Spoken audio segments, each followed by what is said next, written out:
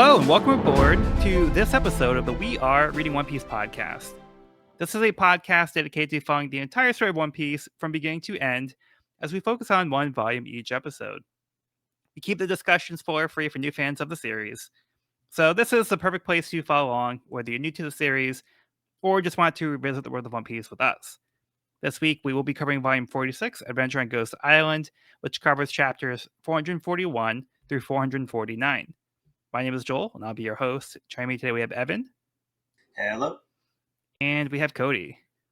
Hey, it's Cody. Yeah, so we are finally moving past the Water 7 part of the story, and we're moving on to a brand new arc. You guys excited about that? Very excited. Oh, definitely. Yeah, I think this is going to be an interesting arc conversation-wise. I feel like there's going to be some things that I'm pretty opinionated on, so I'm excited to get into it when we get there. So just a little tease for what's coming up. Okay.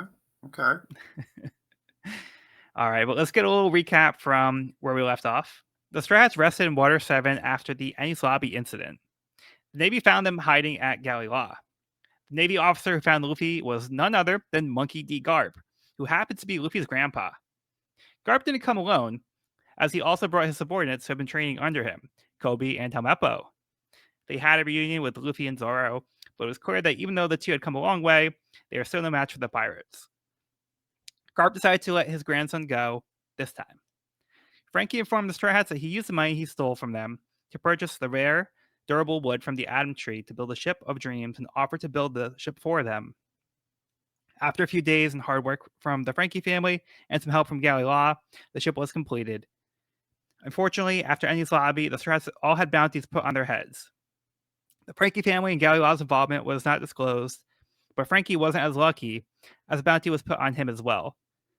The Frankie family begged Luffy to take Frankie with him and to be their shipwright. After some convincing, Frankie agreed to join the Straw Hats. As they prepared to take off, Garp had returned after being ordered to capture Luffy after all. While under siege, Usopp returned and begged to rejoin the crew. With a tearful apology, Luffy welcomed Usopp back. Frankie showed off the power of the new ship, the Thousand Sunny, as it blasted off with a coup de burst. Elsewhere on the Grand Line, two of the four emperors met. Red-haired Shanks visited Whitebeard to request him to call Ace off from pursuing Blackbeard, warning him that he's too dangerous. On Banaro Island, Ace was finally able to track down his former crewmate, and the two began to face off. So some exciting stuff there. But we're going to take a little detour and go to space with Enry's Great Space Mission Volume 11, The Merciless Space Pirate. After defeating Lieutenant Spacey, the space pirate attempts to stab Enru with his spear. Yeah, so even Enru wasn't safe from the space pirate who seemingly killed Lieutenant Spacey here. The Moon Boys, they're built different. I see what you did there. Yeah.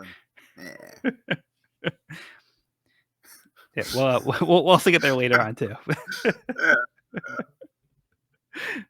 Okay. Any thoughts on the cover story here? Enru's looking pretty unfazed. Yeah, he doesn't seem too worried to be stabbed. He's like, I'm used to it.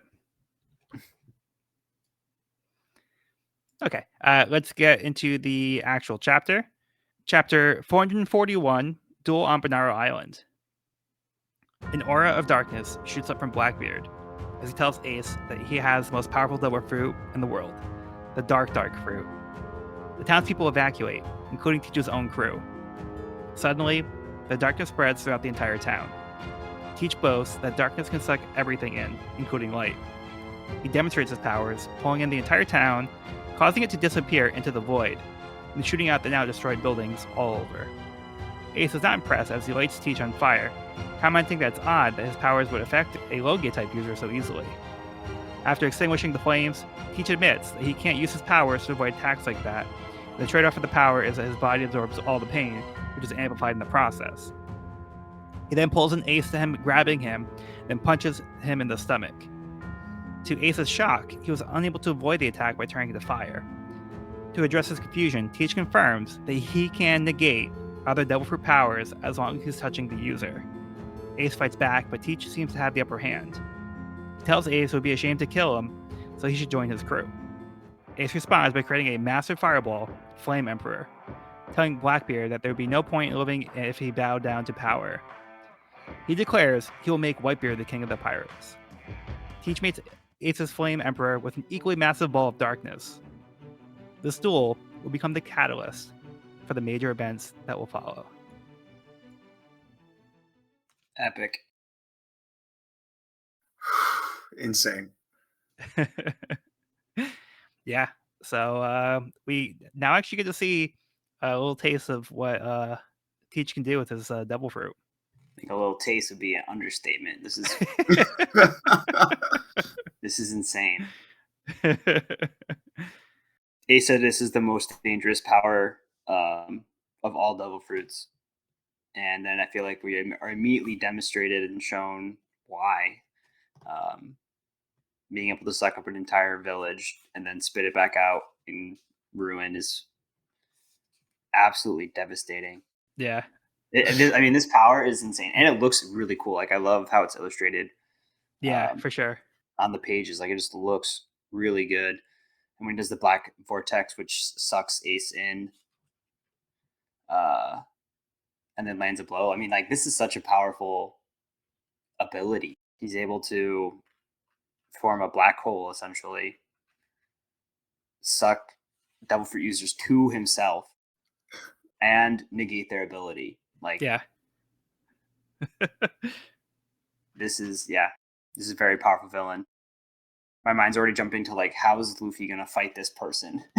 You know? Ooh. Yeah, because we see him struggle with, like, Smoker, Mm-hmm. like, other Logia types before.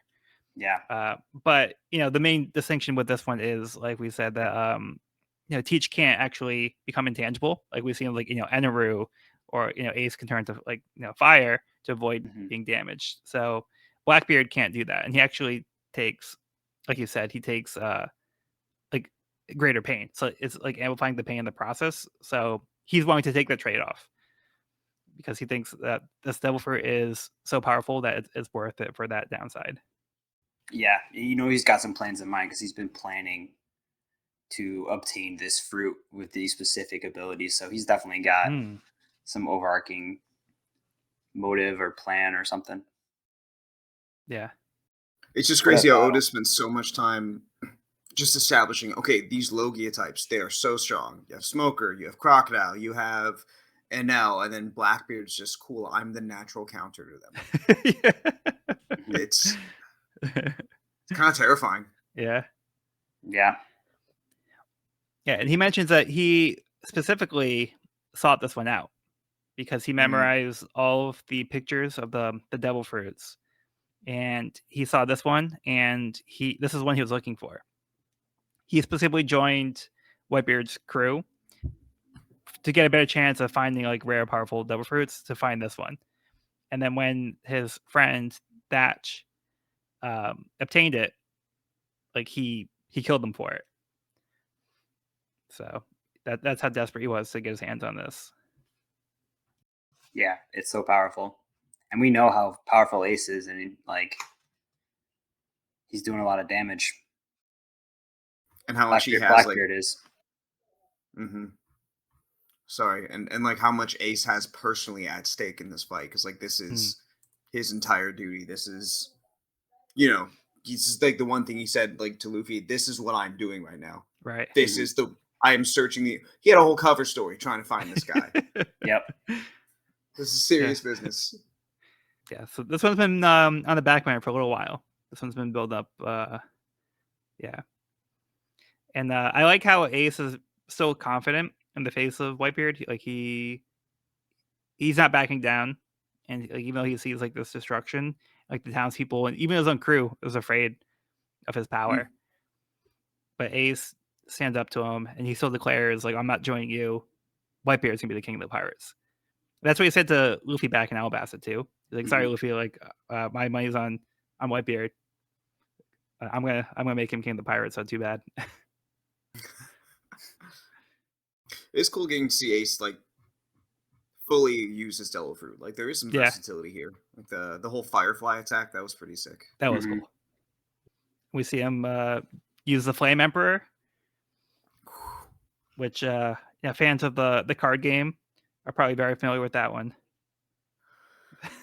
Very familiar with that card. That card messed me up a couple times. But it's like fun going back through like after playing like the card game and seeing like the specific panels that they use for like some of the cards. So many panels from this chapter specifically Yeah. for Ace. Yeah. Crossfire. Fiery Doll.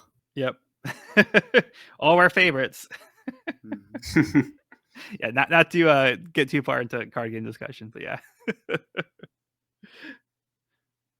Yeah, there's some epic moves. And it culminates in like this really epic final attack. And I love the little like punctuation that Oda puts in there, stating that this fight between the pirates would later be identified as the trigger for the major events that were to follow. Like I feel like that's such an awesome, ominous, but powerful statement to make. Yeah. At the climax of this crazy battle. So Evan, I've got to ask. Do you have any bets on as to who won? I mean, I'm thinking of Shanks and his faith, because when he spoke with Whitebeard, he was concerned for Ace in that moment. So I think the odds are against Ace, and I think Shanks. I think Shanks also realized that, and that's why he confronted Whitebeard, telling him to pull Ace from this mission. Okay. But yeah. Unfortunately, we don't know the answer because we'll move on. No, it's left after it's left in the balance. That last frame is so cool because it's like their attacks hit and it's like split like kind of 50-50 right down the middle. I love that shot. So cool. I also just love Ace's quote, like a page before that. If I bowed down to power, what's the point in living? Never live my life with regrets. Do you like? That feels like feels like a D thing to say, you know? Yeah. Oh yeah, this is two D's facing off, isn't it? It is. It is. I didn't even think of that. We haven't really seen. We haven't. See, are they aware of their connection or no? I don't know. I think they both know each other are D, but I'm sure they do, right? Who knows if they know anything about like the D? Right. If you know, they're like, oh hey, we got the same letter. Interesting. Weird.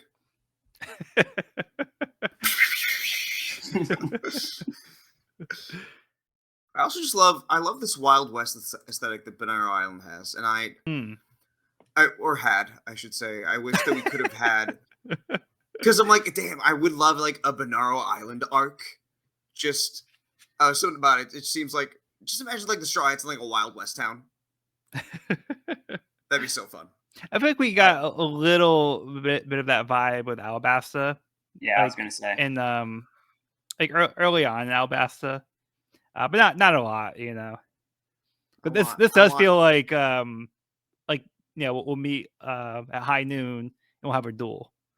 Mm-hmm. I want that for Usopp. Yeah. Yeah. He'd be like, let me just go way down that way and we can duel from there. So we're writing the fan fiction then. I'd read that. All right. Filler arc for the Studio Wit version of the anime.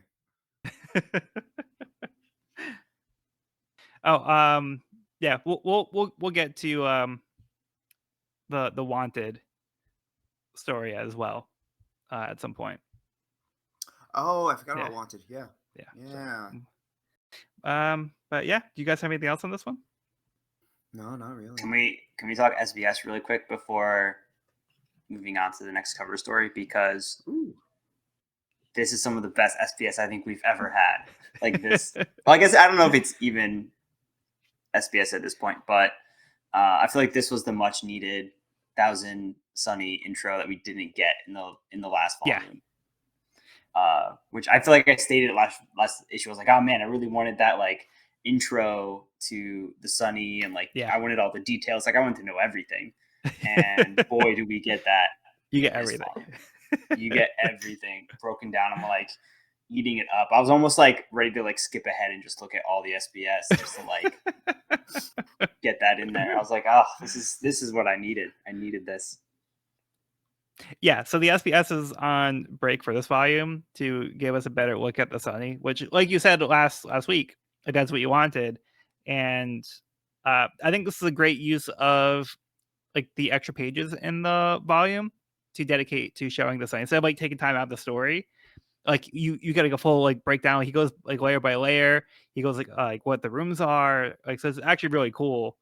So yeah, we get that throughout the volume here. But if there's anything that like you found interesting with the design, yeah, feel free to point it out. Will do. Yeah, I could use more of this. Like, I love this, like, cool, like the rough sketches and some of the early artwork of it being Yeah. fleshed out. So cool. All right. So let's move on to the next part of the cover story. And it was great. Space Mission Volume 12, Divine Punishment to the Blasphemer. Unaffected by the attack, Andrew knocks out the space pirate. Yeah, that's pretty much what we expected here. Yeah. What's an alien to a god? I like in this cover story you can see the skull and crossbones on the hat, which would lead you to believe that their head is actually that shape, not the hat. Like they're not wearing a top hat. Like their head is actually that tall. I didn't pick up on that. But yeah, that's nice detail. It's funny. Yeah. It does look like elongated, like Mars Attack style aliens. Yeah. Yeah. Yep. Okay, but let's get Cody's summary for the next one. All right. Chapter 442, Adventure in the Demonic Sea. As the Thousand Sunny sails towards its next destination, Luffy and Usopp catch a shark and throw it into a tank that can be viewed from the kitchen, one of the many features Frankie included in his design. As they run down to see it, however, Robin lets them know that it ate all the other fish they had caught. Nami and Chopper enjoy the ship's new shower and sick bay, and Zoro notices something floating in the ocean from the crow's nest, a barrel with a banner reading treasure atop it. They fish it out and discuss what it could be, most likely an offering set adrift to a sea god, or booze. Nami says it should be fine to open if they pray, which is enough for Luffy to remove the lid. Instead of food or drink, a red flare shoots into the air from the barrel. Robin realizes that they might have fallen for a trick to alert someone of their presence, and Nami senses a huge storm coming, so the crew tries to steer away from both threats. The storm reaches them, however, and Frankie unveils a tool to help them overcome the headwind. Channel Zero of the Soldier Dot system, cola-powered paddles to let the Sunny travel regardless of the wind. They get through the worst of the storm, but find themselves in a deep fog and realize they've entered the Florian Triangle, the Sea of Ghosts Kokoro told everyone about, except for Usopp. Sanji then explains that situation to Usopp, complete with scary lighting from a match held under his chin. And as Usopp and Chopper cower, the crew hears singing coming from behind the ship. They look for a source and see a gargantuan, decrepit ghost ship looming over them. Most of the Straw Hats are frightened for a moment, and they notice someone looking down at them. The song continues, evidently being sung by a skeleton with an afro, dressed in a suit and drinking from a teacup. Luffy immediately wants to explore the ghost ship, with Nami and Sanji drawing the lots to babysit him. The skeleton is waiting for them on the ship's deck and gleefully introduces himself as Brook. He explains that he hasn't seen anyone in decades, and this becomes clear when he asks Nami to see her panties and answers Luffy's question about whether he poos without hesitation. He does.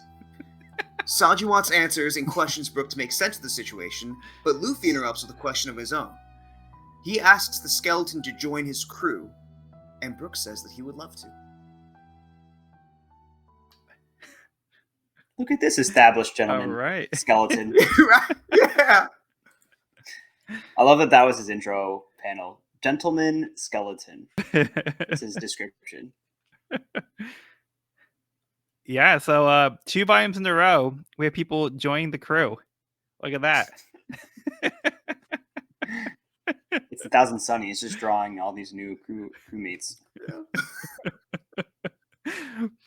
Yeah, so he's quite the character. Yeah, what do you make of this character?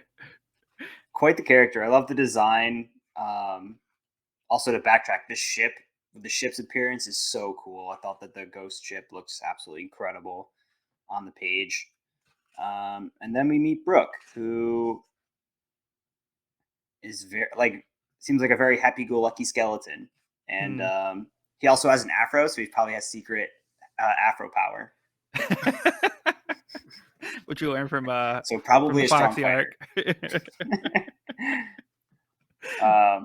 But yeah, I was not expecting Luffy to pop the question, but he does, and very quickly. Without hesitation. Yeah, we'll get more into that in the next chapter. Yeah, like they don't know anything about each other at this point. But they're just vibing. They're already like Brook is just so down for the question. Yeah, I poop. Yeah. Like, okay, if you're down for that, you're already comfortable with each other. Like, you might as well. You might as well pop the question. Right? Yeah, that cracks me up every time. Evan, you go. I was just going to say... I said first. I was just going to say that we also get some nice little peeks at the Sunny, both interior and exterior, and a few surprises with the different channels of the Soldier Shock system.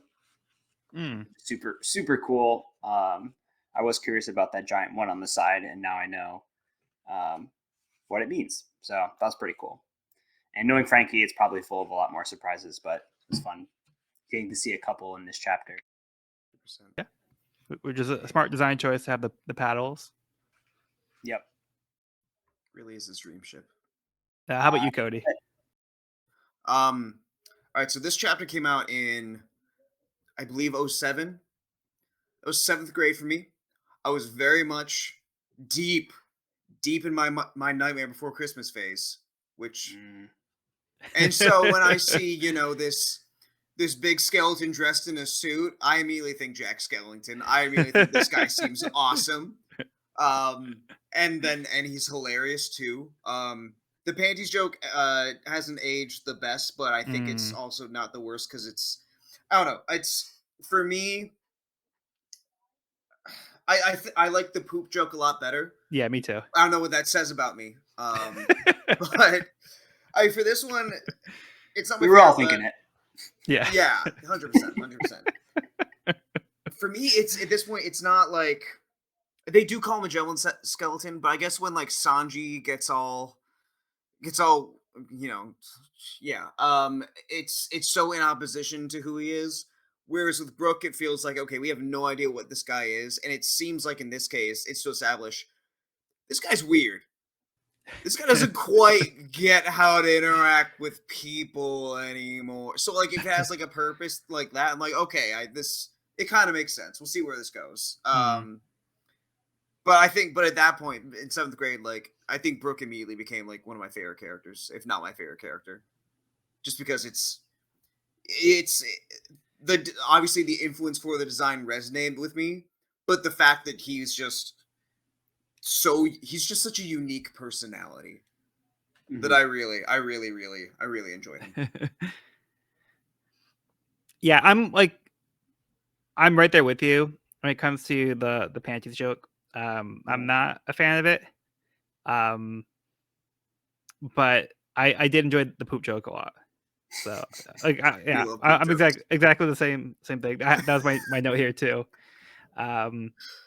But yeah, I think like he gets a descriptive German pirate like because of like the way he's dressed. He's got the T, like he seems refined, and then when you kind of like see him in action, I was like, okay, this guy's a goofball. So yeah, and that's funny. Yeah. But they have officially entered the Florian Triangle, which we had heard about, and it's not a great start because they find the barrel that sets off the flare. So that doesn't seem great. And the introduction of the ghost ship was really cool. And like when we do see Brook on the ship, like they really do play up like kind of like the scariness of the situation. Because like he's like covering the shading and like he seems like he's kind of ominously like singing the song. Which by the way, he mentions Binks's brew. So this is a slight spoiler for the live action. This is a song that actually played in the live action at one point. What?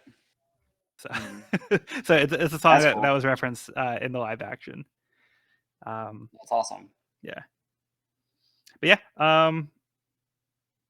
So Gotta love we a good pirate introduced this shanty character. the One Piece world. Yeah, and I love the double page spread where Luffy asks him to join. And then like Sanji and Nami are like, "What? What are you doing? Come on, man!" A cigarette literally falling out of Sanji's mouth. Yeah.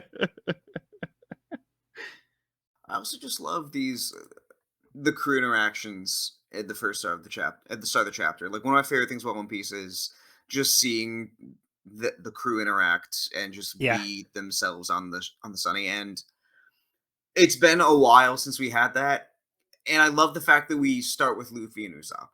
Yep. Palling around together again. Like nothing happened. Just feels, like nothing happened. It just feels so normal, and that's so strange. Not that I question it, but it's like, oh, we haven't had like this calm for them in a while. This pleasant atmosphere. And then I also just love I really love Robin in this chapter, just because of how chill she is with literally every weird thing that happens. Like when the shark eats the fish. Oh yeah, by the way, this happened.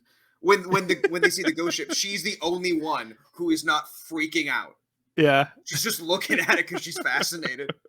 I feel like I can't verify this because I haven't compared anything, but I feel like she's like standing closer to the crew, like more so hanging out, and that's also just really nice to see. I'm kind of getting the vibe too. Speaking more, yeah. Speaking up, yeah, yep, yeah. Anything else for this one? Kitchen tank is sick. Right, that aquarium. That's a really smart design as well. So cool. They have like the fresh fish. They just need to learn how to not catch things or they're gonna eat their entire supply. But yeah, I'm sure they won't do it again, right? That was a one-time thing. No. I feel like Luffy and Usopp will both catch like beta fish and be like, "Oh, they can be homies just like us." Not, yeah. All right, let's move on. Eneru's Great Space Mission, Volume 13, Explosion. Eneru sees a massive explosion in the distance. There it is. Looks like he's not alone. It's a big explosion. Do nuclear bombs make a sound in space? Makes a decon. That's the sound. More fun punctuation. Yeah, can you tell what the upper part of the exclamation mark is supposed to be? Looks like a skateboard. That's gotta be it. Yeah. I can't think of anything else. Yeah, and he's known for his sick grinding. He's the ramp god. Yeah, because it looks like it's something specific, but I can't really tell. But the bottom one is the same sign that's on his on the drums. Yep, the Sharingan. Yeah, the Sharingan. Yep. Yeah, can't tell what it is. No idea. All right, moving on to chapter 443, Thriller Bark. Brook introduces himself to the rest of the Straw Hats as their new member. They have a hard time accepting that there is a living skeleton and question Luffy's decision to invite him to join the crew. Brook suggests they go inside to have dinner and talk about this in a civilized manner. Brook looks forward to a good meal since he hasn't had one in a few decades. He tells him that he ate the revive fruit, which allows someone to revive after dying. He used to be part of a pirate crew that was wiped out by a more powerful crew. When he was alive, his fruit only caused him to be unable to swim, but once he died, his spirit returned to the land of the living so he could reunite with his body. Sadly, due to the heavy fog, he wasn't able to find his body for a year. Once he did, only his bones were left. He makes it clear that he is still human and not a ghost, though he is afraid of the sight of them. Now he tells him to look in the mirror, but to their surprise, he has no reflection. Upon closer inspection, they also realize he has no shadow. After some prodding, he explains that his shadow was stolen from him a few years ago, and he can no longer be exposed to the sun, otherwise he would disintegrate. Despite all this misfortune, he expresses that it has been a joyous day as he was able to see people. He has spent the past several decades completely alone. He appreciates Luffy's offer to join the crew, but he must decline after all. As much as he would like to go with them, without his shadow, he won't be able to live in the sun. So he must stay here in the hopes he can get his shadow back. Luffy says that he'll get his shadow back for him, but Brook has resolved to fight the man himself. As the musician of his former crew, Brook offers to play them a song. Upon hearing this, Luffy strongly urges him to join them. Before he can begin to play, a ghost appears on the ship, scaring the skeleton. They feel the ship begin to shake. They look outside to see their ship has been surrounded by a wall. They are now at an island, the Ghost Island Thriller Bark. This is Brook's chance to find the one who took his shadow. He warns his friends not to enter the island and try to break down the wall to escape. With his bones being so light, he is able to run in the water as he bids farewell to his friends. The crew says they should listen to him and leave, but Luffy has a huge smile on his face that says, "I'm going on that island." Oh, Luffy. Luffy. Couldn't stop him if you tried. Oh, the rooster. Let's start with Cody on this one. They're just vibing so hard, and I love it. They're just insane. Clanging their forks on the table. Dinner, dinner, dinner. They're these children. They have met on the playground, and they are best friends. I love it. But also, I and this is like again more of why I love Brook, because this guy has basically been given a second chance at life. He's literally been given a second chance at life, and he has spent it on his own, going insane, as we can kind of see here. But I just get the vibe that he appreciates every single moment he has. What a wonderful day this has been. I met people is so pure, and I just want him to be happy. And he has this burden of not being able to go in the sunlight because he has his shadow, and Luffy offers to help him, but he doesn't want to drag anyone else down. He doesn't want anyone have to deal with his issue, and maybe there's some pride there. That's something I don't really have as firm an interpretation on. And then the fact that he's a musician. Boom. Luffy's wanted a musician for how long? This is like day Come one. on. Like, since the Mary, that was like his first order of business. Was like, we need a musician. He wanted a musician before the doctor. Yep. And well, I think he wanted the cook too. But I think it was like on the way to the Barate. He said he wanted the musician still, right? Yep. Something like that. Way back. Yeah, and then so many times afterward. But it's just one of those like, oh, this is too perfect. But hey, there's this little catch. And it's which makes me want things to end well with Brook, but who knows? This could be a bait and switch. This could, I don't know. I just know I like this guy. I like this guy a lot. I love this weird skeleton man. Yeah, it just happens to be perfect that he asked him to join the crew without realizing he was a musician. But like when he finds out he's a musician, he's like, no, you have to join now. Like it's no longer an option. Like. How about you, Evan? I love Brook's character in this chapter. Super lighthearted and funny. Like truly hilarious. There were a few times where I like laughed out loud. Yeah. When he said "to be continued," I like lost. I thought that was absolutely hilarious. So troll. Yeah, so good. But yeah, I enjoyed this intro, albeit brief, because they were pretty soon swallowed up by Thriller Bark, and he pieced out pretty quick. But yeah, definitely an interesting character. Yeah, I personally love the skull jokes. Yes. Mm-hmm. so many body reference jokes. We also get this really cool intro to Thriller Bark. Yeah. Which is spooky. Spooky. Yeah, it's really cool looking. But it looks incredible. Where this trope is going. Yeah. Sorry, the Hot Topic vibes continue. Like even the little, like that little bridge with like the gear on it in the background throwback picture just makes you think of the Swirly Mountain in Halloween Town. I'm just saying. Okay. I'm just saying. But still, Yeah. The architecture is so cool. It's so decrepit, and the fog works so well with it. I love it. We've got the creepy like Gothic castle. The giant teeth gate. Yeah. This place definitely has an aesthetic. Mm-hmm. And we see a ghost. Yeah. We do. Which scares Brooke.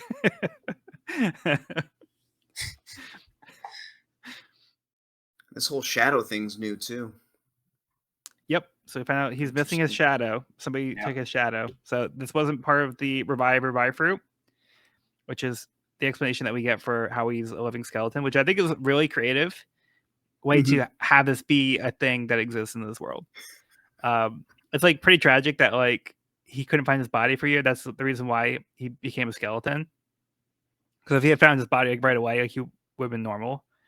But the fact that the fruit still worked after he found like the skeleton body and he could like live as a skeleton. That's like a really cool concept that is introduced here. Mm-hmm. And the strong follicles of his afro. Yeah. He still makes it so silly. It's like such a cool explanation, but like, wait, let's make it insane. Yeah, he can't go in the sun because his shadow is missing. Actually, going back to the revive fruit explanation, I love that Luffy calls Brook dumb like Zoro. Because and like just like with the smile on his face, it's so pure. I feel like to Luffy, like dumb isn't even an insult. It's like, oh hey, wow, you're really dumb. Cool. Zoro's dumb too. I love this guy. He said it like endearingly. Yeah. It's another great trait of this weird man. I love it. It's so pure. Yeah, so this guy has been alone for decades. Because he's the only person that was able to come back from his crew. Because he has the fruit.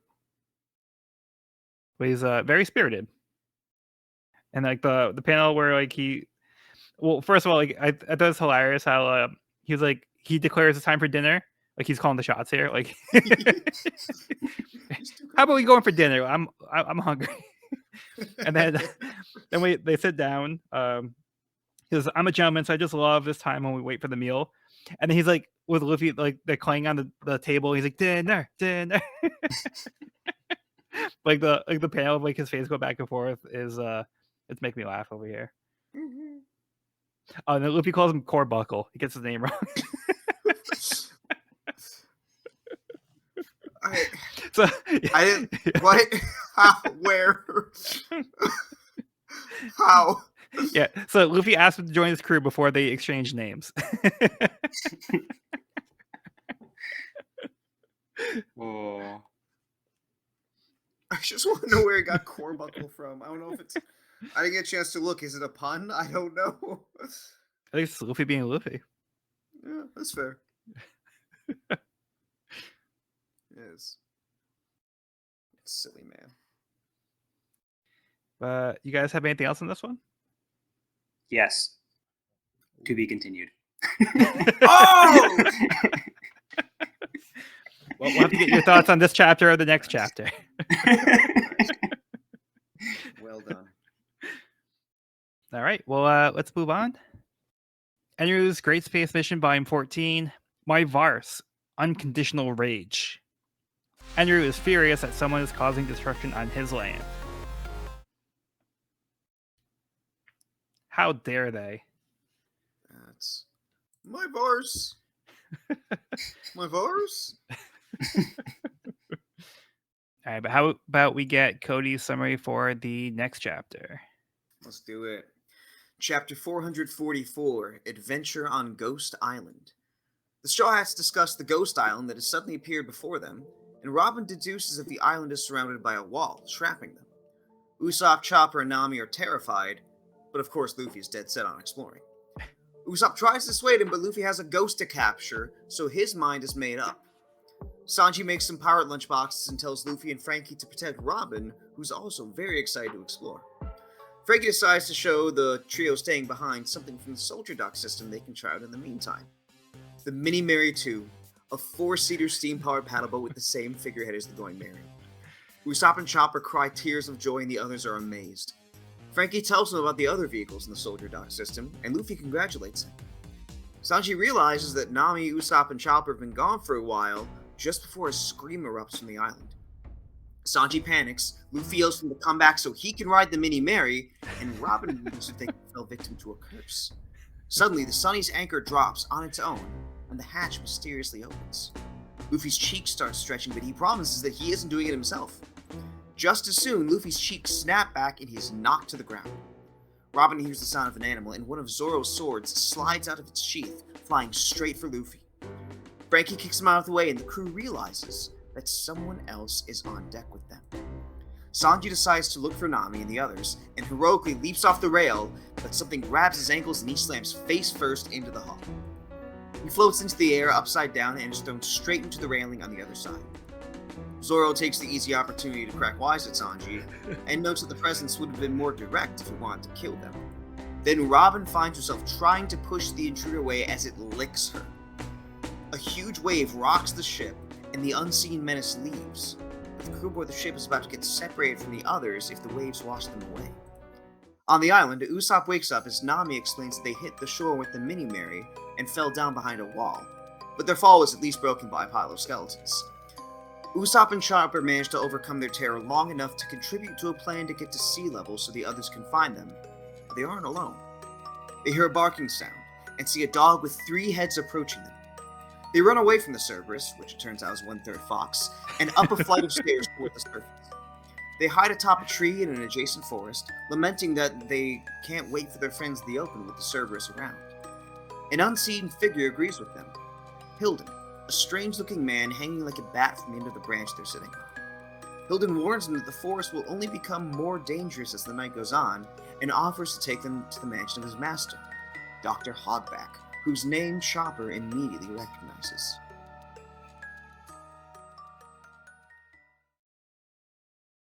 The plot thickens. Just like the fog. Oh. Nice. Nice. Yeah, so we are officially on the next island. Mm-hmm. We get a little sense of what this island is like so far. Yeah, so how about we start with the docking system on the Sunny? So cool. So cool. Leave it to Frankie. Yeah, this is a very exciting and cool addition to the Sunny. And we get to see Mini Mary, which such a nice touch. Yeah. I love that. And very excited to see the white hobby horse waiver and the shark submerge recon sub. Yeah. Very excited to see those in action as well. Yeah, the Sunny's just full of lovely surprises. Yeah. And I like how we're kind of like slowly getting that intro while also getting the really cool SBS that's giving us the breakdown. Yeah, big fan. Yeah. And I love the beginning of the chapter. Luffy's ready to go look for a ghost, and he's got like a little like butterfly catcher and like a small little like insect jar to go collect ghosts. A ghost will obviously fit in a cage. Obviously. Yeah, he's probably never seen Ghostbusters, so he doesn't know how it works. But he ain't afraid of no ghost.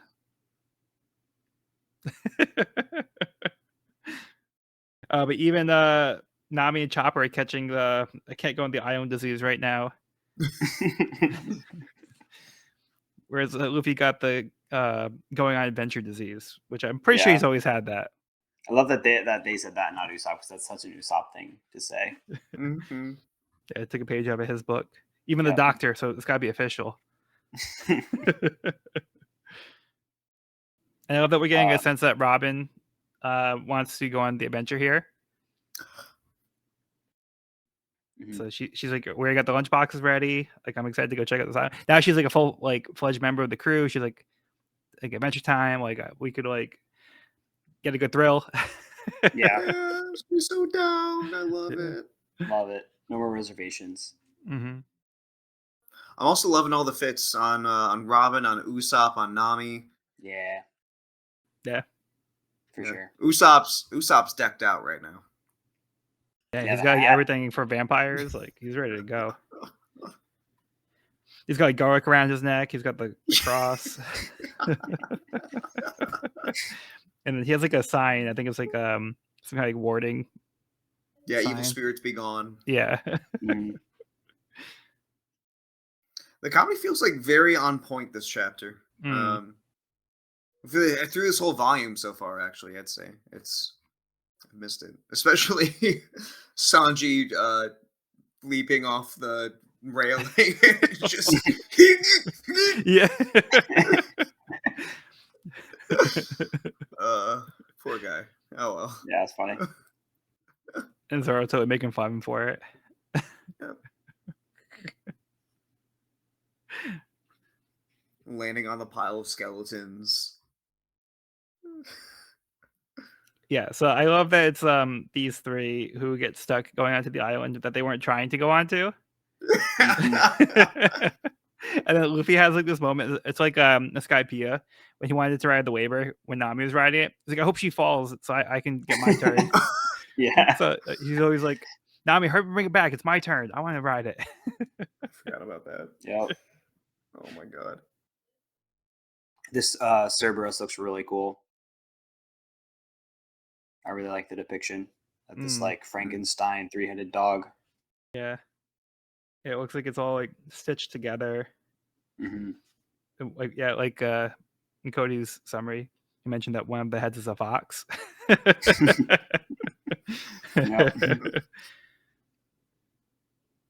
Because if you notice when it barks, it goes woof woof yelp.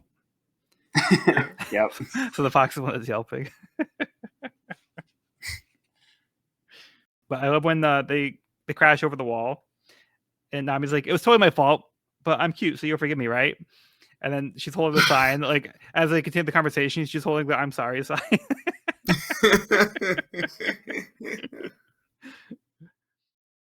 Yeah, but how about this the scene when they're on the ship and there's like an invisible force that seems to be messing with them? Yeah. Yeah, it does not seem to have good intentions. Trying to kill Luffy. Zoro sword. Yeah. Robin's getting harassed. Yeah. Yeah. Yeah. A little uncomfortable. Yeah, this is scary. The effect was achieved. An unseen villain. I don't like it. You can't really do much about it. But I did like the panel where Sanji has like the heroic jump. It says, "I'm going to the island to save them," and like he's got like the little like shine behind him. He looks all cool. Yeah. Then like he hits his face on the side of the ship. But I just like the setup where he looks really cool in that first panel, and then like. Yep. And Sanji, like Zoro makes fun of him. He said, "Shep, I hope the same thing happens to you." Hey, pull up the anchor. I love it. I want to see this jumping pool in the box that Frankie mentions. Which one? They were like, Frankie, don't you have like some other cool secret weapon we can use? He says, yeah, I've got a jumping pool in the box. I don't know what that is, but I want to see it. Okay, and then we get a mention of this Dr. Hogback. Has like that must be his mansion that we've been seeing at the castle of the distance. I just love the lighting on the panel right above when Hilton mentions Hogback. I love when Oda does like this high contrast sort of thing. It's so nice. Yeah, I feel like we get a lot of that this volume, which I love. There's some like really dark, contrasty pages. Yep, for sure. Yeah, even like this the carriage panel on the last page. Yeah, that's exactly Yeah. the one. Yeah. Yep. Yep. So good. Anytime when it does that, I'm eating. So good. So good. Yeah, this give me like real like Dracula vibes, Mm-hmm. where like there's like the carriage leading up to the castle. Then we got the horse, this centaur thing. What? But like literally, but with a scarf around its neck, so it Yeah. could be a headless horseman. Oh, very smart. Oda's cooking on with something different. Well played. We know this, but like, dude, oh my god. Yeah. I just realized that's good. Yeah. That's good, Oda. That's good stuff. Mwah. I'm sorry. Could you send something else though? No, that's exactly what I was That was saying. it? Was Okay. The high contrast panel. That's what I was Gotcha. gonna say. Okay. So good. Speaking of cool panels, when Nami's recollecting what must have happened, because it seems like none of them kind of remember it all happened so quickly. There's a cool panel that kind of has an illustration of like her thought bubble kind of like cast over her face. Just Oda, I don't know, just Oda being creative in frames. I think this is a cool example of that. Yeah, those are always really. It shows like a little depiction of like what must have happened as like Nami's trying to like piece it together. Yeah, he's really efficient with the space he has. Yeah. Yeah, that's all I got for this one. Same. Okay. How about we move on?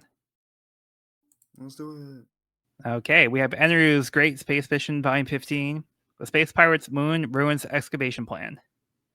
The Space Pirates have set up an excavation operation on the moon. What's all these clocks? I think they're supposed to be like spacesuits, like pressure gauges for like a spacesuit. Oh, that makes a lot of sense. But like they're not wearing headgear, so it's not like they're in like a enclosed suit, like a controlled environment suit. It's just because the first pirate we see has it like on the chest, on the arms. Yeah. I'm like, oh, it's like a spacesuit, but it's I don't know. Like none of them have helmets though.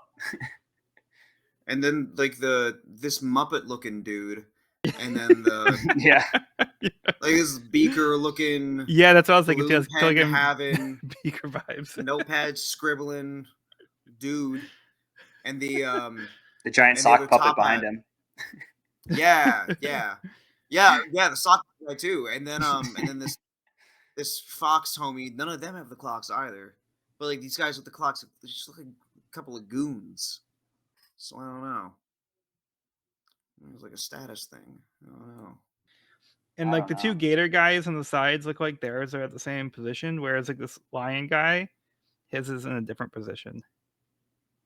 We also got it earlier with the pirate with Kami, fighting Kami, had one on each arm. And center of the chest, I think. Yeah. He did. Big one center of the chest, and then one on each arm, I think.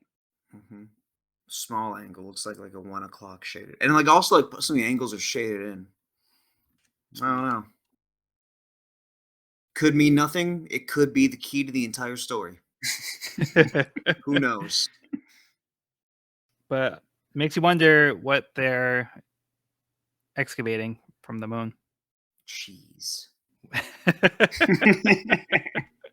think you solved it. Tons and tons of cheese. And that's how we get Luffy to fight them. All right, well, that'll be a mystery for another time. For now, let's move on to chapter 445, Zombies. As Nami, Usopp, and Chopper ride in the carriage, they know that the horses seem strange. Hilden pours them some drinks, suggesting they wait for their friends at Hogback's mansion. Chopper's excited at the idea of meeting the world-famous doctor, who had disappeared from the public years ago. As they travel, Nami looks out the window and sees a strange lion that appeared to have a face of a human. When she tells the others to look outside, they don't see the lion, but a bunch of strange creatures. Questioning what they saw, they rub their eyes, and they see the creatures are no longer there. Hilden says they must be hallucinating due to the fog. Getting a bad feeling, Nami requests they stop, and to bring them back to the shore. Hilden says he will let the servants know and be back in a moment. 10 minutes pass, so the pirates wonder what the holdup is. They're surprised they've been abandoned in the middle of a cemetery of all places. They see hands come through the ground as zombies begin to surround them. The zombies push the carriage over, knocking them out. A group grabs Nami and Usopp, one even biting Usopp in the process. Chopper helps fight the zombies off of his friends. Usopp uses a flaming star attack to scare the zombies off with fire. This doesn't slow them down for long, as the zombies run after them. Luckily, they don't have a lot of stamina and have to stop to catch their breath. They're able to leave the cemetery and find themselves at Hogback's mansion. Pirates versus zombies. Gotta love it. Man, another great looking chapter to continue what Cody was saying. Like that the very first panel of this chapter. Mm-hmm. Yeah. It looks so good. The carriage looks amazing. Like the black sky, like it all looks, or maybe that's trees, but still. Oh yeah, I think it's just the trees, yeah. And like also the very last panel of this chapter with the giant like cathedral, like the shading and the detail on that looks so good. Yeah. 100%. Yeah. So ominous. Yeah, and I like how we get the fog like throughout the sky as well. So it really does like go into like that, like the eeriness to the location. That's just another thing I love about One Piece is how hard Oda leans into all these different settings. Yep. And all these different genres he picks things out from and just commits to it. It's so nice. Especially like in a genre that I feel like can become so by the numbers. And like it's, I mean, and it's probably more so nowadays. But that also might just be me being 30. But I guess Oda is always willing to change things up or like take new influences or try different ideas, which is something I love about him as an author. Yeah, we've had reference to zombies, vampires, haunted mansions, ghosts. The scene where Usopp and Chopper are looking out the window to this like motley crew of Franken creatures. It looks like a Tim Burton musical number. Yeah. That was I could not agree more. The cat 193. Because we see that there's numbers on all these like stitched together creatures, including Hilden. Hilden also has a number too. Yep. So is this lion thing number 69? It's so goofy looking. Nami real quick with the illustration though. Yeah. Just sketchbook ready to go.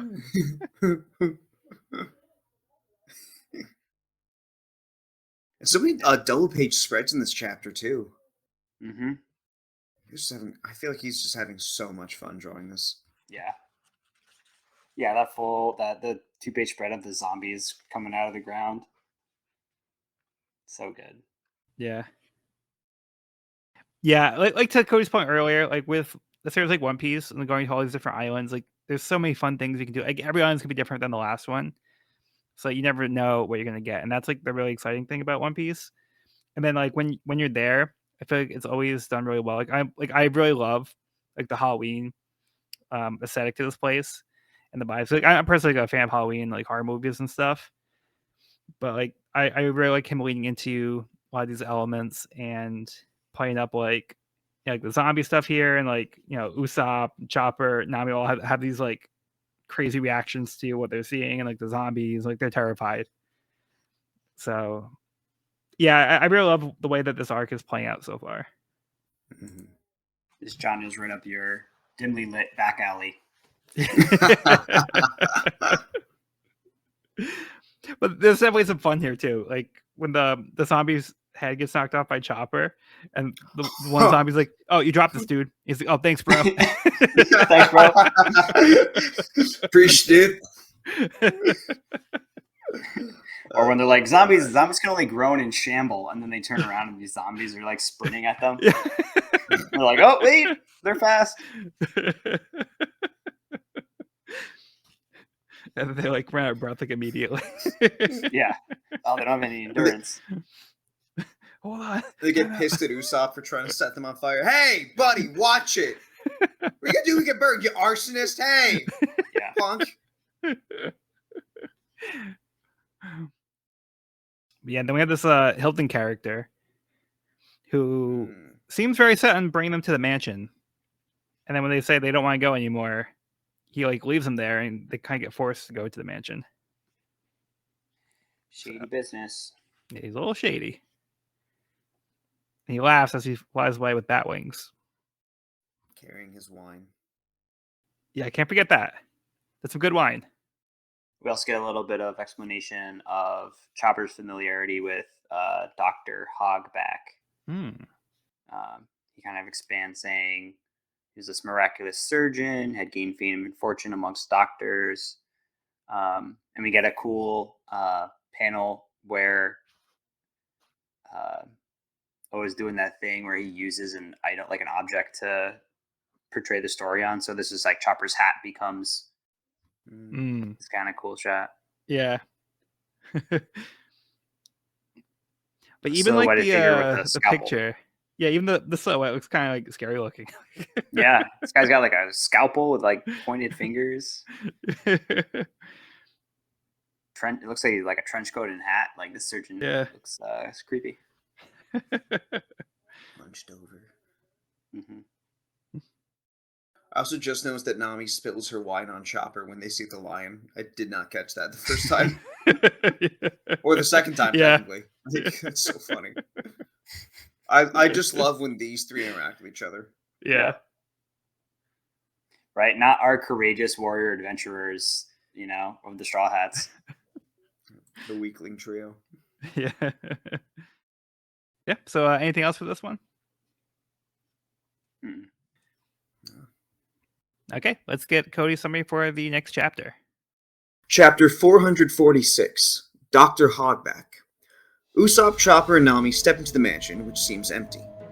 They walk to an old well with a spotlight shining on it, and a woman with stitches on her face pops out to welcome them, then starts throwing and counting plates at Usopp specifically.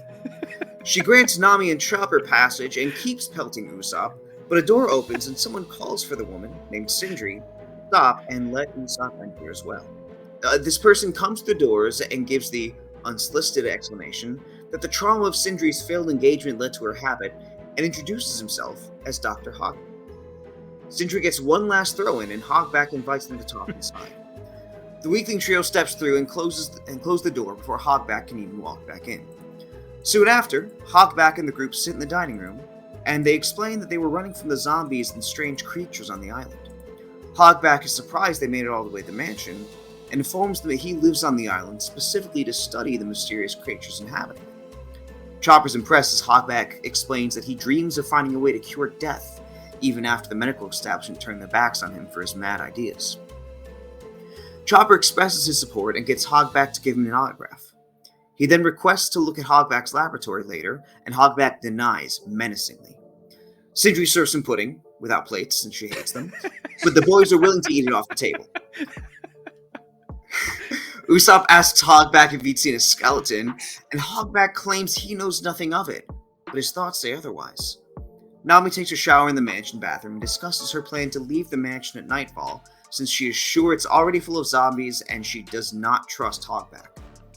A voice from inside the room compliments her intelligence, and Nami is pushed against the bathroom wall by something invisible. The voice says he likes Nami since she's weaker than the woman on the ship, and decides to make her his bride just before Usopp and Chopper burst into the bathroom. Nami kicks the unseen figure between the legs, and Chopper smells the other party in the room. Usopp fires an exploding star at the window as it opens by itself. Nami realizes that they might not be able to get away since the invisible man heard everything they said. Luffy's group steps onto the island, with no choice since all the ships are stuck in a giant spider web, and they descend the stairs that the other group ran up. They're greeted by the Cerberus, but instead of running away, Luffy just asks if it's going to taste good. This silly man. Okay, where do you guys want to start on this one? There's quite a bit to talk about here.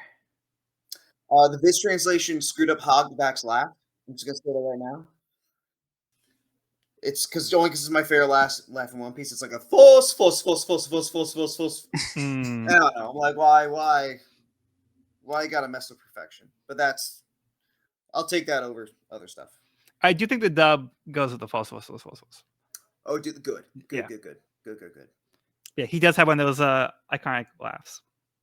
No disrespect. I was just very surprised. So we get Evan, to no, what were we gonna say? I was gonna ask you. Oh yeah, no, I just think we get our first intro to Dr. Hogback, who is quite the character. Pretty creepy looking, like surprisingly creepy, especially in the panel when confronting Chopper. When he says, "No one may look at my laboratory ever." Yeah. Very menacing looking guy. Kind of has like a stitched on mask, it looks like, or a stitched on face. You got fangs. Big old fangs. Big fangs. Ozzy Osbourne sunglasses. I don't know why they just out. Yeah. He actually gives me like Marilyn Manson vibes. Yeah. See that. Which is not a great thing. Kind of like Penguin from Batman a little bit. Oh yeah. Yep. Yeah. That like beakish nose. You know, they did. There was that thing about the One Piece live action cast saying they wanted Danny DeVito on the show. Oh, this would be going for Danny DeVito. It would be. Yeah. I feel a lot of people think Crocus, but I think Hogback might be exactly it. That would be perfect, honestly. Sick. Season 5. Yes, I mean, we get the sense that he's not really telling them everything. Because, we saw his internal monologue where he was like not really divulging what he knew, and he's not wanting them to see his lab. Yeah, so definitely hiding something. I mean, come on, this guy looks evil. This guy looks so evil. Like, how could this guy have good intentions? Look at him. But he does speak to Chopper, and he talks about his dreams about bringing people back from the dead. And Chopper says, like, if you're able to accomplish that, like, you make like thousands of people happy. So like, he supports him, and then he's like, "Oh, how very open-minded you are, Dr. Chopper." And then Chopper does like the cute, like, "Aw, shucks, like, you think I'm a good doctor?" Like, yeah.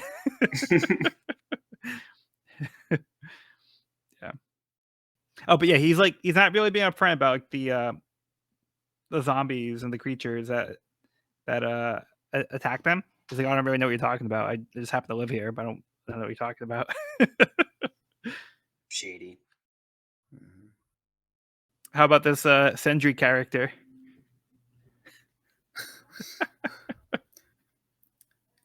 You know, I sympathize with having to do something a certain number of times, so I'm on her side.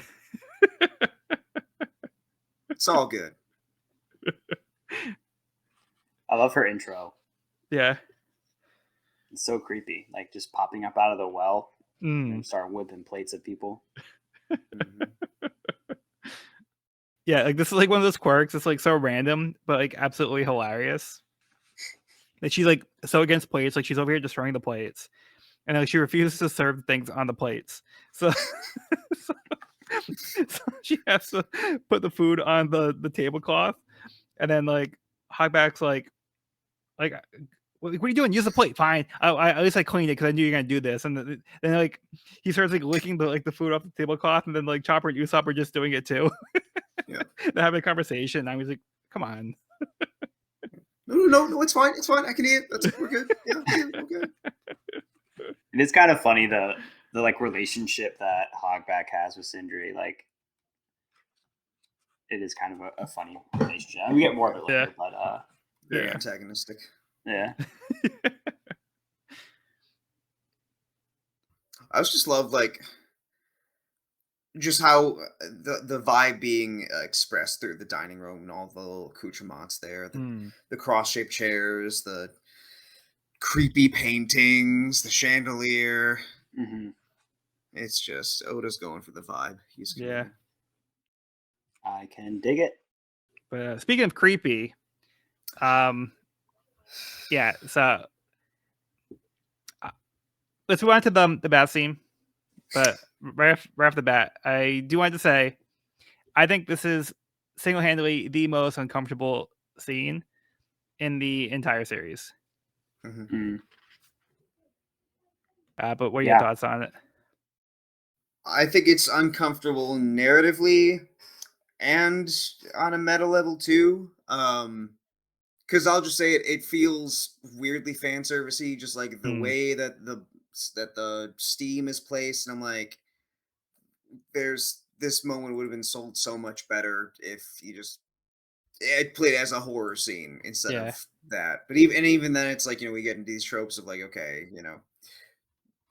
should this be used as a trope, blah blah blah. But I think it's just unsettling on both levels for me, and I feel like this is probably one of my least favorite scenes in the series, given the choices that Oda made here. Same. Agreed. I feel like there's a time.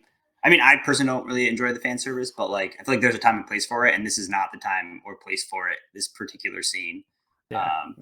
It's different than like the Khalifa scene. Yeah. Like this, I feel like there's no place for it in this particular scene. And yeah, it feels super uncomfortable, and like,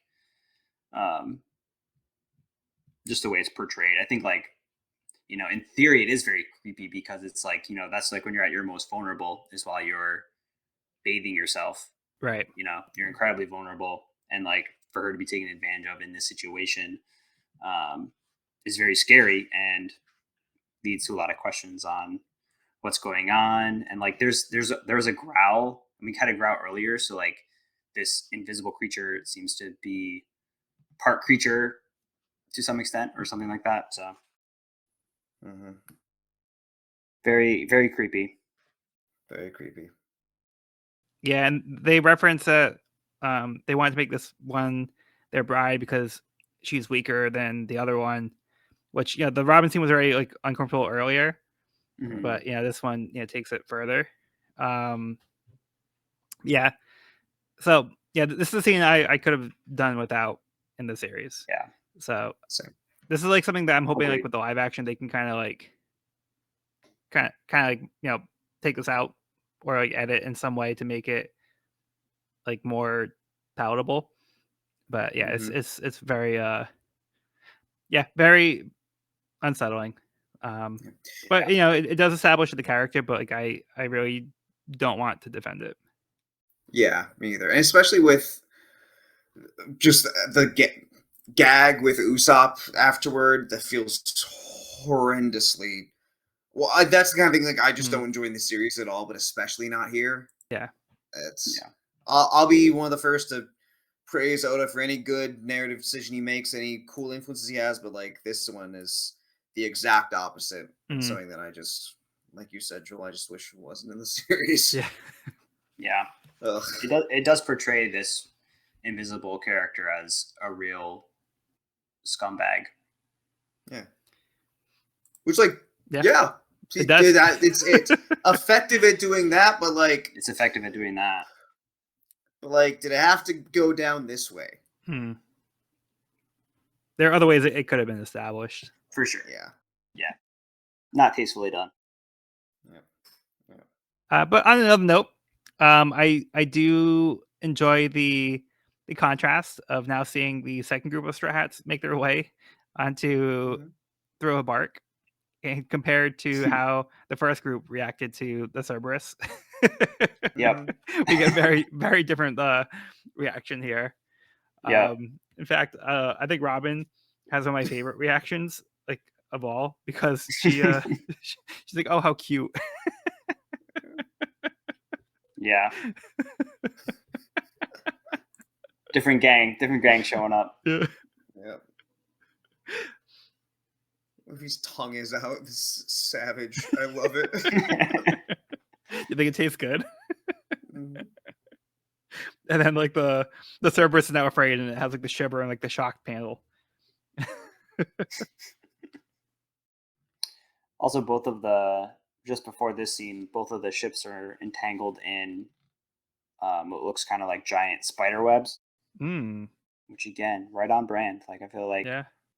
it works for me. That's all I had, honestly. Same. Okay. How about we move on? Enru's Great Space Mission Volume 15, Descent. The space pirates prepare their spaceship. But who's that? Who's that there? Somebody is not happy. Out of him.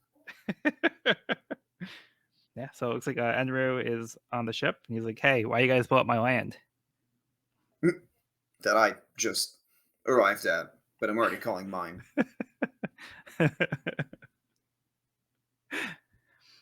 Okay, moving into the chapter 447, Zombie in the Box.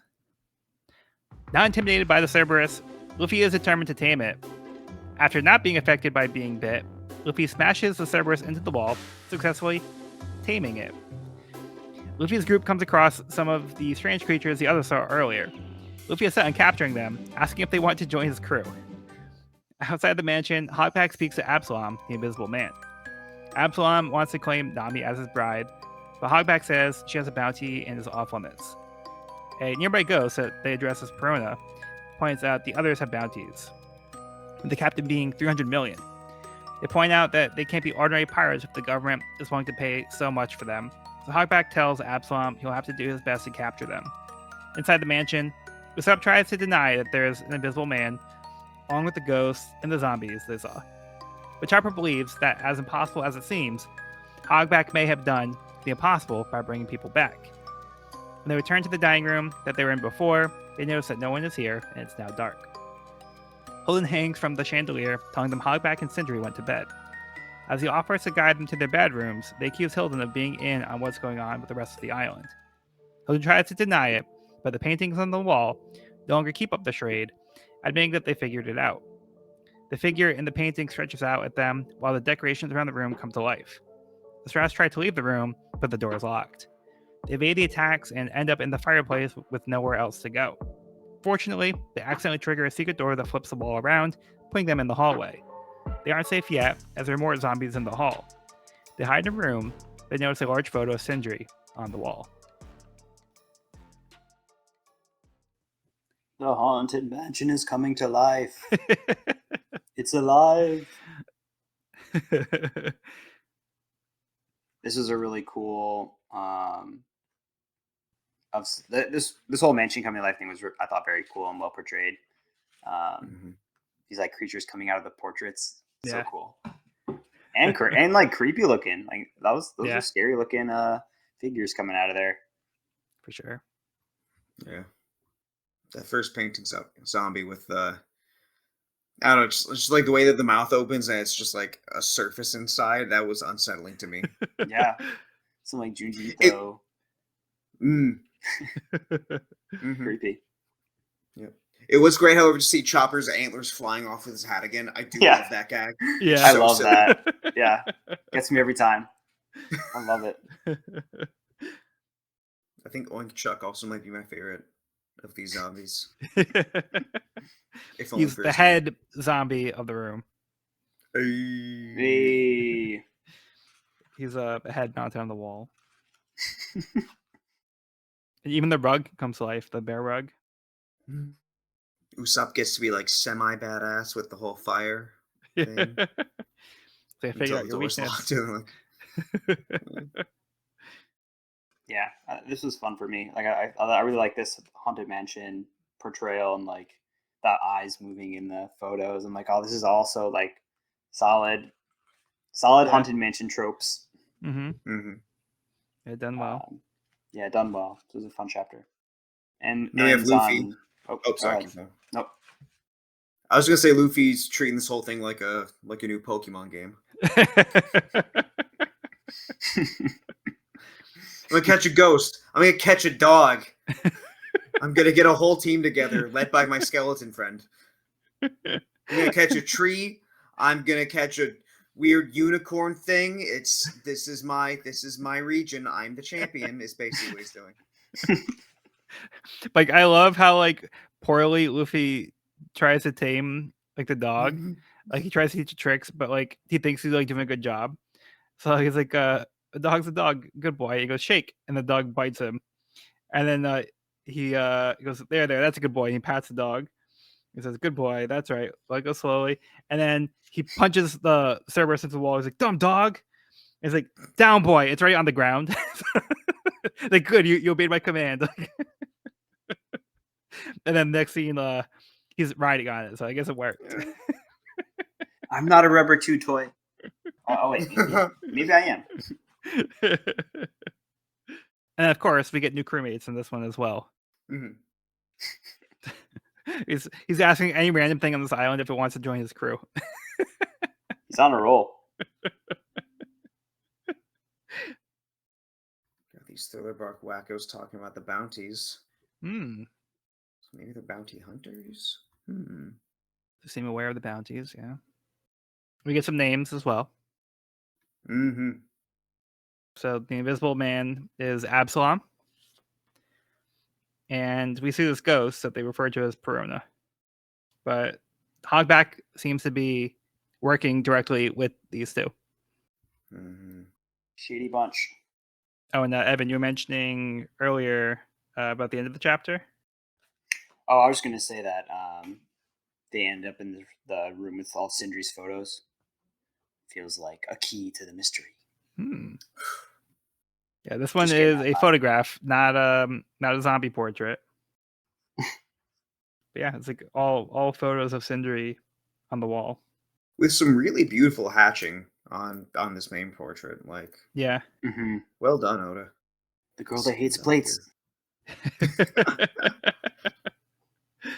Hey, you guys got anything else on this one? No, not really. Good to move on. Okay. We do get a cool detail in the SBS talking about how to activate the soldier dock system. Oh, yeah. Mm-hmm. Which is pretty dope. I like the fact that the claws steering extend wheel. when they use the... Yeah, it's like on the steering. There's also a cannon hidden in the mouth of the lion. That's sick. Yeah, and they also explain how the anchors work, which is cool. Like the paws are actually anchors and they drop down. Good stuff. I'm eating this up. And Cody, were you saying like the claws come out to dig in as well? Yeah, I was really impressed by that part. I thought that was neat. Nice touch. Addition. Yeah. Frankie really outdid himself. Frankie's an artist. And I love him for that. Yeah, it'd be cool to see the ship in action more. Yeah. All right, so how about we move on? Enru's Great Space Mission, Volume 17, Flashback, Machine Island, the day he was born. As Lieutenant Spacey lies on the ground, he thinks back to the day he was created as a robot by a scientist. Okay, so that took a turn. So did not see that coming. Wow. Yeah, because we can see like his faceplate is removed and he's on the operating table and his face is being like lowered onto him. Yeah, that gets a little bit more mysterious. How did he get from Machine Island to the moon? Mm-hmm. Could be part of the reason why he was created. Might be the purpose. Don't know. But how about we get Cody's summary for the next chapter? Chapter 448, Moria. The Frady Cat trio inspect the photos of Sindri and notice that her stitches are absent. Nami reads a paper on the desk that she used to be a popular actress until she fell from the stage and died 10 years ago. All three are horrified at the revelation that the zombies on Thriller Bark are real until Usopp falls and reveals a treasure chest, exciting Nami. A zombified Jack-in-the-Box pops out and the group runs out of the room as the zombies in the paintings pop out at them. Some of these painting zombies report the intruders to a shadowed bodyguard walking by, who laughs with a yo and says he'll capture them. Meanwhile, Luffy's group walks along and Robin deduces that the creatures all have bandages, stitches, and a number on their bodies. Before they can discuss further, the ghost from the ship appears and splits into three. Luffy tries but fails to catch one in his net, and Frankie assists with his fire breathing, but the ghost flies right through Frankie's torso. Frankie immediately drops to his knees and bemoans how much he sucks, and the same happens to Luffy. Robin figures out that the ghost can make people depressed, and Zoro criticizes Luffy's and Frankie's apparent lack of willpower to overcome it, but soon regrets being born as the ghost flies through him as well. The ghosts fly away, and Luffy and Frankie swear revenge. They come upon a cemetery, and Luffy decides to stop for lunch, but an old man with severe injuries, a zombie pops out of the ground, and Luffy shoves him back in. More zombies pop out and charge the Straw Hats, but they easily overcome the horde with a combo attack, the 600 million berry jackpot. Luffy questions the defeated zombies about the whereabouts of Nami, Chopper, and Usopp, but the zombies can't tell him until they can, and let him know that they passed through. Luffy gets the zombies to admit they attacked their friends, and the zombies get put back in the ground face first, and the group advances to the mansion. Before they can leave, though, an old man with severe injuries approaches to plead for the Straw Hats to defeat the man who stole his and many others' shadows, a man named Gecko Moria, whom Robin recognizes as one of the 7 warlords of the sea.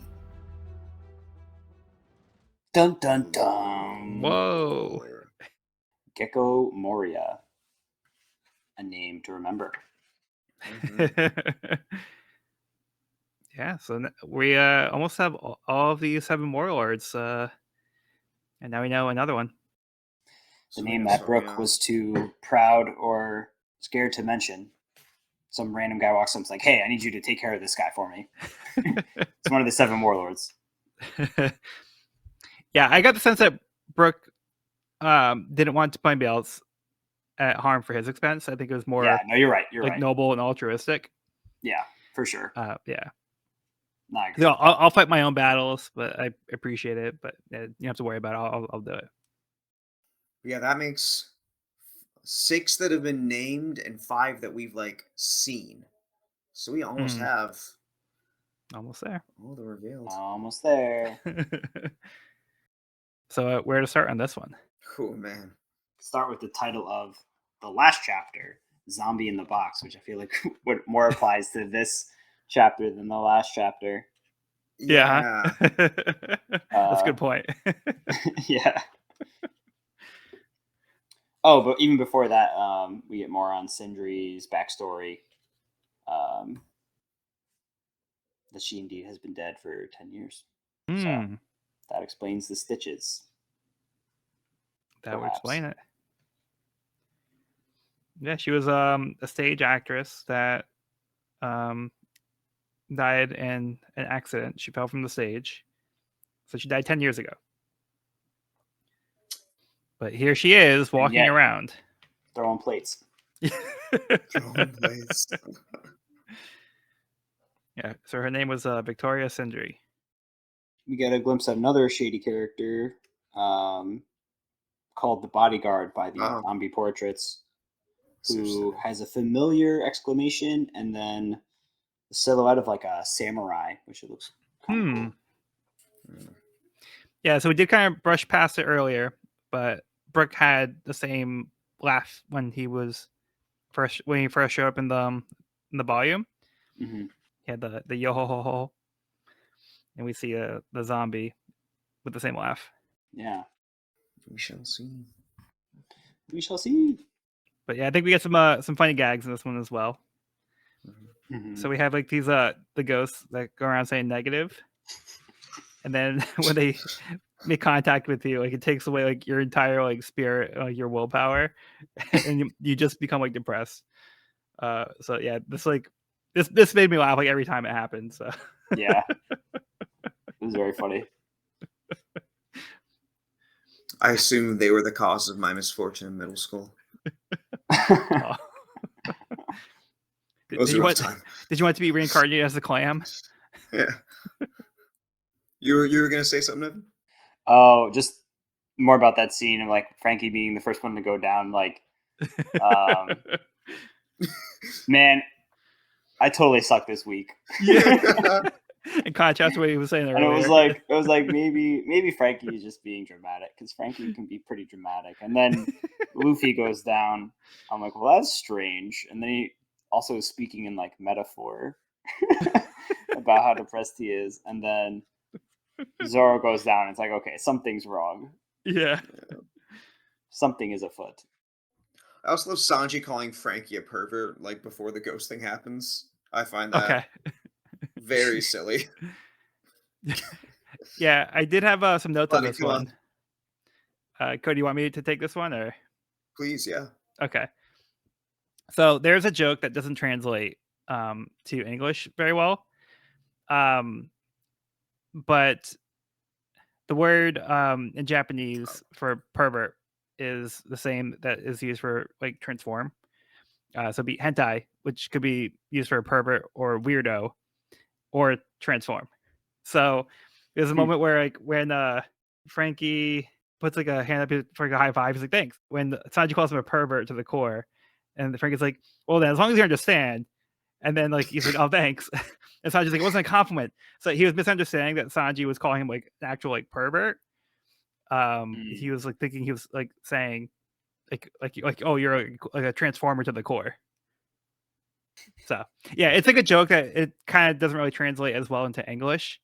And there's like some gags where it comes up, but if you see something like that, that is usually going to be like because of that. Like if it's like a pervert thing or something like that, it's like usually that with Frankie, that's like a joke that you'll see. Interesting. The other time I can think of is when he was fighting Nero on the sea train, and he transformed. He yelled, "Transform!" That's really like pervert. Yeah, I don't remember if there's any like specific jokes that were like Water 7 or Annie's Lobby. I don't know if we missed any, but I think that one I know is there, and I think there was something with. Well, because they were calling him a pervert in Water 7, like on the way out. But yeah, I don't know if there's anything he reacted to though. There was, I don't know if Frankie reacted to it, but there's also there's some pun with his bounty poster, I believe. I'd have to look it up. It's like there's the kanji and like the furigana. I'll let y'all know if I can remember it. Yeah, I don't know that one. Yeah. Yeah, so basically when Frankie runs around in the Speedo and if people call him a pervert, he thinks they're complimenting him. So Oh, that makes more sense too. Yeah. Oh, you want me to transform? Yes, you love me.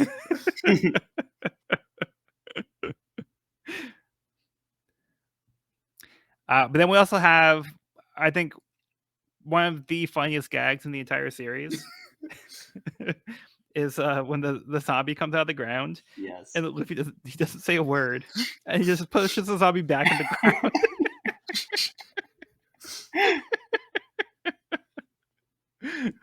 That was laugh out loud. I laughed out loud.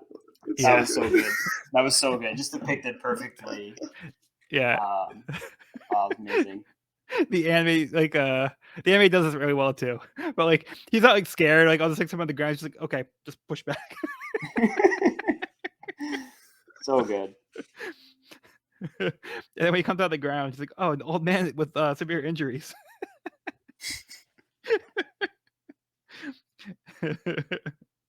Yeah, and then that joke comes full circle later when he says the same thing, and everyone's like, I haven't figured it out it's a zombie, but it actually was an old man with severe injuries. He's like, no, I am actually. That was so good.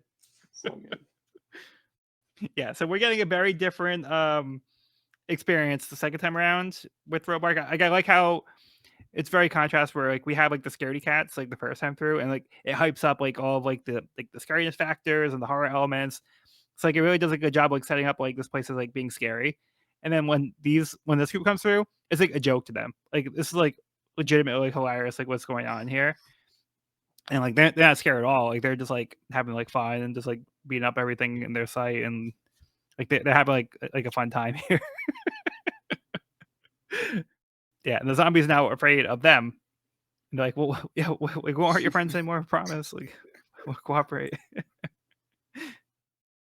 Two very different squads. Yeah. Which is highlighted in an amazing 2-page panel in this chapter, the 600 million berry jackpot. Yeah. Which is so good. So good. I love the symmetry of it too. Mm-hmm. Yeah. With Luffy and Frankie both throwing punches. Yeah, it's really cool looking. Yeah, these are the Straw Hats. This is the Straw Hats fighting squad. 600 million between a lot of them. It's actually a little higher. Oh, really?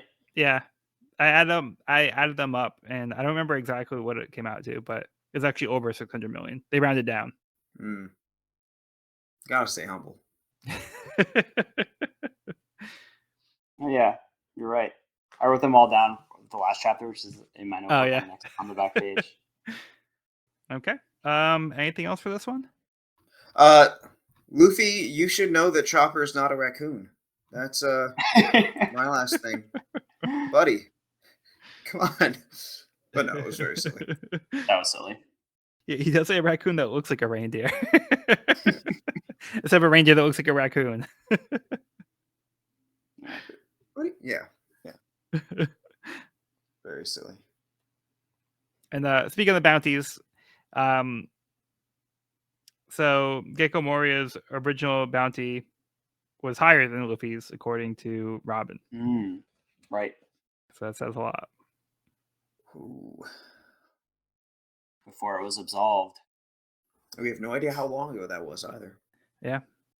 Okay. Oh, how about we wrap up the volume? Let's do it. Do it. All right, chapter 449, The Four Monsters of Thriller Bark. They are surprised to hear that one of the 7 warlords is here, though they don't know much about him. The old man says Moria has had his eye on the crew ever since they landed here. The people who live in the forest are cursed, unable to live in the sun, and are constantly on the run from the zombies. Luffy says that they're looking for the one who took their shadows anyway, so maybe if he beats them up, they'll get their shadows back. Despite Luffy's reason, the old man thanks him for giving him hope. In the mansion, the rest of the Straw Hats peek in on Hogback's lab as he conducts an experiment that they suspect will be how he's bringing the bodies back to life as zombies. They hear a laugh behind them that sounds like Brooke, but it can't be, as a person isn't a skeleton. The man attacks them, knocking them through the door. Hogback is not happy to look into his lab, but he says it doesn't matter, as the hunt is about to begin, and all the intruders will be captured. Absalom enters the cemetery and commands the zombies to wake up. The ghosts return to Perona, who is greeted by her stuffed animal bear, Kumasi, but scold him for not sounding cute enough. 3 of the Moria's servants rush to their master to wake him up with the good news that the powerful pirates from Enies lobby are here and will be useful to him. Outside, it begins to rain. The threats note the fog is beginning to clear, revealing the massive sail above the mansion. The old man tells them Throwbark isn't just an island, it's the world's largest pirate ship. The clock strikes midnight as the rest of the Straw Hats are about to enter the mansion.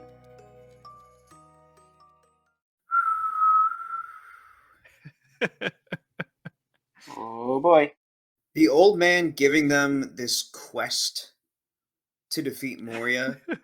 Just, it really... I was thinking, like, as this volume went on, like, there's something just, like, a little different about this volume, or about, like, the start of this arc compared to everything else. It just feels like a big D&D campaign. Yeah, I can see that. It, like, just like the way the groups are splitting off this, okay, they go into this room, let's investigate this thing. You see an old man, he tells you about this crazy guy named Moria. I don't know, and like I think it's also partly because this arc it's not already connected to anything else, the way like Enies Lobby was to Water 7, or even how Water 7 was like still thematically picking up from the loss they just suffered from Aokiji at Longing Longland, or the whole Alabasta saga. I feel like the closest thing we have to like this sense going in of being isolated is like Skype, but even that like had Jaya connected to it. And that's not a detriment to the arc at all. I just think it's something that makes it stand out on its own, and that's something I'm honestly really enjoying about it. Yeah, agreed. Yeah, I think it's kind of interesting because it's like they kind of just stumbled across these circumstances and found themselves in this situation, and then we realized there was like a warlord involved. Like I wasn't expecting it to escalate that quickly, because I was like, oh, this is gonna be like a fun little like self-contained kind of side arc kind of thing, and then Moria's name is dropped, and I'm like, oh shit, like this this is not the like Night Circus or some little like dark side quest haunted mansion like fun mini arc. But it's also really fun. Yeah, it's so fun. Like the comedy is so good in this volume. Yeah, for sure. Yeah, there's a lot like going really right for Throwbark so far. Like it's hitting a lot of the right notes. It's, for the most part, got a very nice tonal balance.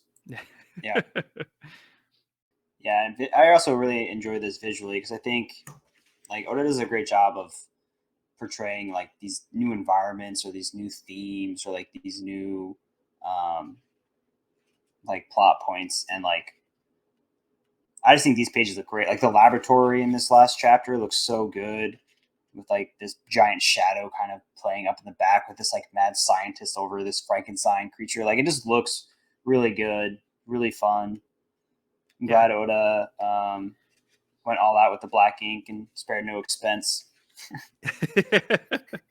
A lot of black ink. A lot of black ink, which I think just like ties in really well with the theme. And we got some really fun, kind of wacky characters showing their faces here at the end. Yeah, I'm looking forward to it. There's a scene with do they mention who it is? There's like this giant figure that's kind of laying in this like dark circusy kind of room, like puppets and kind of odds and ends. Is that are they alluding to that being Moria? They do say Master Moria, it's time to wake up as they're running to the room. So I think that's I feel like it's an he does say Master Moria, yeah. And if that is the case, the daunting looking figure. He looks pretty big. Looks pretty big. And that's I also those love people these are tiny. Could be. Which they could be. Very much could be. They give me a big lock, shock, and barrel vibes. For sure. Nightmare Before Christmas. Yep. Yes. Checking all the boxes. So does that make Moria Oogie Boogie? I mean, he's got the right shape for it. Yeah. He's got the silhouette. I see it. We've had like a lot of... Evan, go. I was just going to touch upon Absalom and Perona and their reveals and their kind of character design, which I also think are pretty fun. Perona's got this kind of like Harley Quinn vibe. See it. Hot Topic goth girl. Yes, no, that's more on point. Hot Topic goth girl. And Absalom is part creature. He's like a lion. Looks like mouth. A human, like a lion mouth stitched on there. That must be how he's growling. That explains it. Bunch of reveals right at the end. Oh, with the sail too. Like I thought that was a really cool reveal. Goofy kind of spotting it through the fog, and then this like really big reveal, followed by kind of a diagram. That looks so good. The photo of the sail, like the sail looks incredible, and then we get more of the top of the castle, which also looks so good with like these like spires and like terraced bridges, and it just has this like very cool, very gothic vibe. Yeah, so the castle is the mast. Yeah. And there's literally an island on this ship. That's how big the ship is. So I think that's like such a fun concept for like the series. Yes. And like we could see like how they got captured because the mouth was open. So the mouth was at the front of the ship. So without realizing it, like because the fog is so heavy, they sailed into the mouth because like the flare went up and that got Throw Bark's attention. So like, okay, so we have a target here. We'll go to the flare. So they captured the ship. So now they're within like the it's kind of like a moat around the island, but it's actually within the ship. So this is just like a really big ship with an island on it, which is really cool. So cool. Such a cool design. Cool. The world's largest pirate ship. Yeah. Yeah, I love it. Mm-hmm. I love it. It also only hit me just now as I'm looking at this like diagram of the ship. But when I see the mouth gate, now I'm immediately thinking Rocky Horror. Oh, okay. And Hogback's design. I know we said Marilyn Manson, but there's also some Frankenfurter in there. He's literally making a man. Oh yeah, I can see it. Yeah. Oh, also Evan. So Absalom's design. Yeah. So he has the lines now, right? Yep. So that means he probably used to have like a normal human mouth, right? One could assume. Okay. I don't know if it's ever been confirmed, but I think we saw the human mouth earlier in the volume. Oh my god! Yeah. Right. Right. Oh my god! It was a swap. Yeah. It was a direct swap. Oh Yeah, so my I think gosh! that'll I come did up in not piece the. that either. Yeah, I think it'll come up in Oh my SBS. god! Oh, does it? I think didn't so. realize. I'm sorry. No, it's totally fine. that's a great observation. I I should d- I have known didn't- because they like really played up that lion earlier. I was like, that's probably gonna come back. That's so Well, good.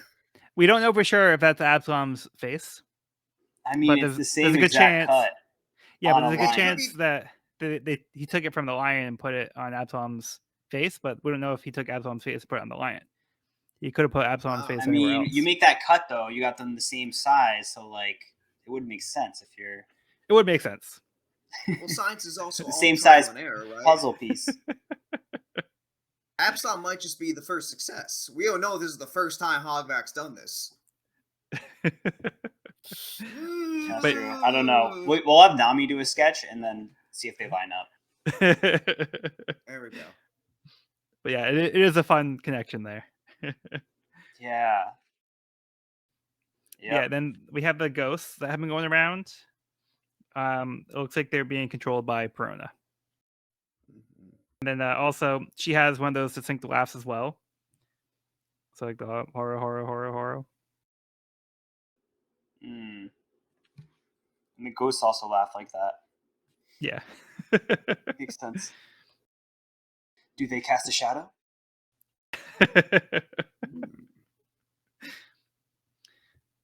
Find out next week. To be continued. To be continued. But I did think it was funny how like Perona was like talking down to Kumasi for having such a deep voice. Like, it's so annoying. You should be cute. You should have a cute voice. Why is your voice like that? Yeah, if you weren't cute, you wouldn't have the right to serve me. Yeah, and then the clock hits midnight, and like the little servant creatures were excited that it's like almost midnight, and it's like time for the hunt to begin. So that kind of gives us like a little sense of what to expect going forward. You're done with the exposition. Time for the action to rise. Just like the zombies. Yeah. Nice. Nice. Yeah, and the rest of the strats get to the what they call the ghost house. The ghost house. Oh, Evan, I was going to ask you, with all these new designs we've been seeing in this chapter specifically and the whole volume, do you have a favorite? Ooh. I don't know. To be continued. To be continued. I haven't really made. I don't know. I want to see them in action. Like I want to see them using their abilities. Or Absalom's my least favorite. I'll say that. Yeah. I agreed with the zombies calling him a dirty pervert. Yeah. That's all he is to me. He sucks. Yeah. We found a new Spondum. Yeah. For real. Oh shit. Yeah. I told myself I wouldn't go back. Nah, no, I can't. Nah, I'm not gonna make that into a joke like it was Spondum. No, this guy. Yeah. He just sucks. Not even in a funny way. Okay. Yeah. So anything else for this chapter or the volume as a whole? We have so many great Thousand Sunny sketches at the end here that I didn't even. Yeah. I forgot to look through like when I was going through the volume earlier today. I loved all of that. All the SBS, as well as like in the chapters, we got a lot of Thousand Sunny as well. So here for it. Yeah. Yeah, you get a nice look at the ship, all the different levels of it, what it entails, like the docking system. Usopp gets his own little factory. Like he kind of made like a little area for each person. There's like a library. Everyone except Luffy keeps books here.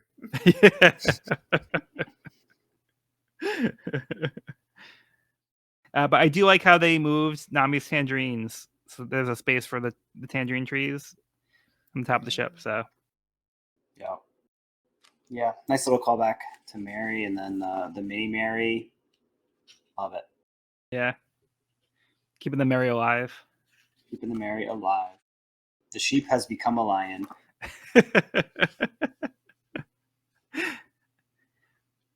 Yeah, I know we've been kind of talking about it throughout the episode, but just overall, I'm really digging the start to Thriller Bark. I think it's a really strong setup. Really loving the vibes, like the jokes, for the most part. Yeah. And then like the setup for the arc is great so far, and like I was saying, I really enjoyed going through like the island twice, the perspectives of the two different groups, and like how drastically different they were. We get introduced this like this goofy character Brooke, possibly another warlord as like a villain. So I think there's like a lot of like cool things going on here. So I'm looking forward to talk about the next parts. Mm-hmm. The good and the bad. 100%. You guys have any other closing thoughts? I'm excited for more Brooke. Hopefully, and so this was my first like full arc reading weekly. And I don't know, I'm not even sure how relevant that is to this, but I look back on Thriller Bark very fondly for the most part. And I'm excited that we're finally at this point. And I'm very excited to see, especially Evan's reactions as a first time reader to like the shenanigans. Yeah, I really enjoyed this volume. It was, I think, like just like the like graphic design of this whole arc has been really cool, and like you said, all the jokes are hitting. Like I think there's so many laugh out loud funny moments in this volume. So I'm very excited to see where it goes. I think it's about to take a little bit more of a serious note, but I think it's about to get serious. But yeah, no, I think I had a lot of fun with this volume.